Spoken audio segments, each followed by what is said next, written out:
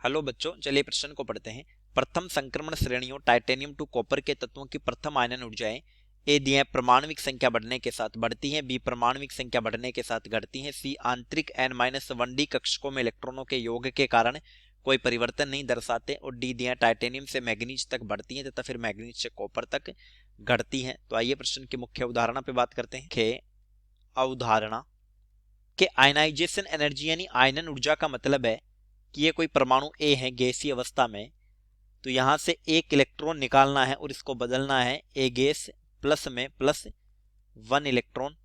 तो इस दौरान जो ऊर्जा दी जाती है उसको बोला जाता है आयनाइजेशन पोटेंशियल या आयनन ऊर्जा। ये एक दी गई ऊर्जा है, हमेशा धनात्मक मान होगा, ऊष्मा शोषी होगी।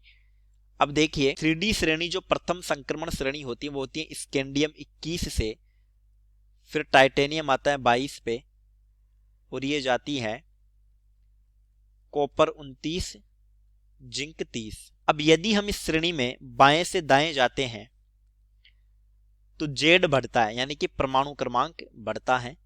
परमाणु क्रमांक बढ़ने पर जेड इफेक्टिव बढ़ेगा, और जेड इफेक्टिव अगर बढ़ता है तो फिर आकार घटता है। आकार घटता है यानी जेड इफेक्टिव का मतलब है प्रभावी नाभिकीय आवेश, प्रभावी नाभिकीय आवेश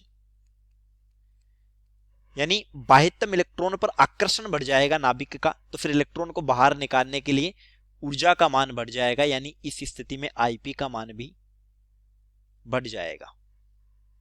क्योंकि आकार घट गया, जेड इफेक्टिव बढ़ गया, तो ज्यादा ऊर्जा की आवश्यकता हो गई। अर्थात परमाणविक संख्या बढ़ने पर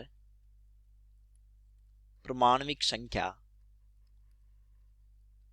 बढ़ने पर आयनन ऊर्जा बढ़ेगी, आयनन ऊर्जा बढ़ेगी।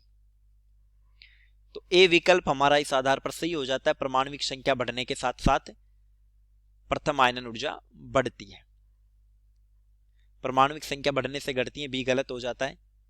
कोई परिवर्तन नहीं होता, सी भी गलत हो जाता है। दरअसल अनियमित परिवर्तन परीक्षित होता है, टाइटेनियम से मैग्नीज तक बढ़ती हैं और फिर मैग्नीज से कॉपर तक घटती हैं, तो ये गलत हो जाता है। कॉपर तो 3D10 विन्यास होता है, 3D10 4s1, तो पूर्ण पूरित विन्यास से इलेक्ट्रॉन निकालने में तो वैसे ही ऊर्जा का मान अधिक होता है। तो उत्तर हो गया ए। चलिए उम्मीद करता हूं प्रश्न समझ आया होगा। धन्यवाद।